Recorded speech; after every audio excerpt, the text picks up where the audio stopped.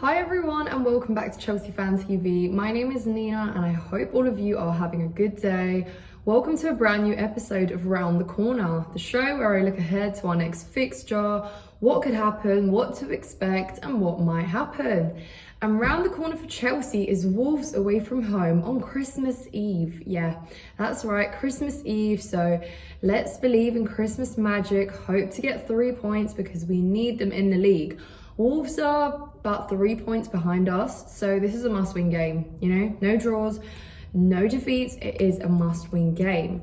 Now, as we know, no matter how we do in the domestic cup games which we've had, we've somehow still come into the league and we've still been defeated. So there has been loads of games where you think, wow, this is a turning point, and you're slapped back to reality with the next game. Hopefully that's not the case though. Hopefully we genuinely can get something away. I'm hoping that the fans are going to turn up. I mean, fair enough, big up to you if you are turning up to that in the first place. You'll be there to support, hopefully back the boys, and hopefully the players can take some confidence in from the Newcastle game, which was great and which I'm still recovering. My voice is still very hurt from that game, but yeah, it was obviously incredible. But the league is really our focal point as well now. We need to pick up more points than we are. So I really hope that, the odds are in our favour. Obviously, Wolves have been kind of up and down like we have this season. They've beat some top 6 sides. They've drawn against some top 6 sides. And, they've also lost a few games. But we obviously struggle, like I said, in league games. But hopefully Pochettino can reward some of the players that played well against Newcastle with some game time. Maybe your Mudryks, maybe your Matsons, even though, again, if you watch the press conference, I just saw a few things on Twitter. Apparently, he didn't answer the question to why he doesn't favour Ian Maatsen there. But I think it is no secret to anyone that he doesn't really like Ian Maatsen that much because he brought Malo on before he brought Maatsen on. So, yeah, I think that doesn't change. I think we'll still see Colwell as left back. I think we will see Malo hopefully as right back because I think he will be fit to start. For me, Malo was a big game changer when he came on. Talk about a super sub. I think Malo is so much more effective on the right-hand side and we get so much more out of him creatively moving forward than we do with Disasi, because Disasi isn't a fullback, and it's not fair to have high expectations for him when he is young and inexperienced and he's being played out of position. So hopefully Malo is fit to start, and I'd keep the centre-back pairing the same. Thiago Silva and Badiashile. I know that they maybe had among themselves some blame for the goal that we conceded against Newcastle, but I just call that a moment of a human error, really. So I'm not going to hold Badiashile to that too much. Let him start again. For me, he's looked so good in that centre-back role and cool, calm and collected. Obviously, just behind them, it's going to be Petrovic. And guys, you know what? I'm really excited about this game because I think we'll see a lot more from Petrovic in terms of, Wolves, I think, will test us more than Sheffield did, maybe even Newcastle, because they didn't really create that much, let's be real. And I think that we'll see much more for Petrovic to deal with in terms of shot stopping, distribution, just a lot more time on the ball. So I think we'll really be able to judge him on that game. So I'm really excited to see him as well. Again, a great save coming off the back of a brilliant game. Main man, let's do it. Let's see it again. And then obviously moving forward, again, I just wouldn't make too many changes from what we saw. It's working. At times it looks like we actually have some chemistry going on. So why chop and change something that has been working? Whether Enzo is going to be fit or well enough to start, I don't know. But, we might just see Caicedo and Gallagher paired together as we did. And guys, if Christopher Nkunku is going to be starting, then you might just see that formation that we saw in pre-season that worked so well for us, guys, that we reverted away from because Nkunku got injured. So I don't know if I didn't actually see the news on Nkunku, but if he is going to start, then I think that is the formation we will see. Palmer probably moves over to the wing. We might see Mudryk, we might see Sterling on the left. I'm not too sure.